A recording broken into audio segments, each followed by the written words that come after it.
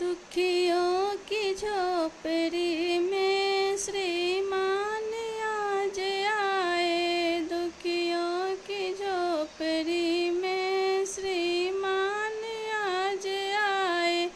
डर है कि इस जगह से श्रीमान हट न जाए। दुखियों की झोपड़ी में श्रीमान आज आए। स्वागत करे तो कैसे, साधन सरस नहीं है। सेवा के योग्य कोई आसन वासन नहीं है। एक है हृदय हमारा, वह भी मधुर नहीं है। एक है हृदय हमारा, वह भी मधुर नहीं है। स्वागत करे तो कैसे, साधन सरस नहीं है।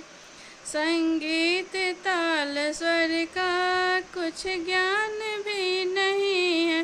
कवि और गायकों की छाया यहाँ नहीं है। कवि और गायकों की छाया यहाँ नहीं है। कंदमूल पुष्प जो कुछ सेवा में ला सके, हम स्वीकार कर ले इनको।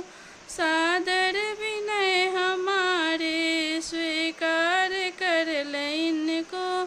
सादर विनय हमारे। स्वागत करें तो कैसे, साधन सरस नहीं।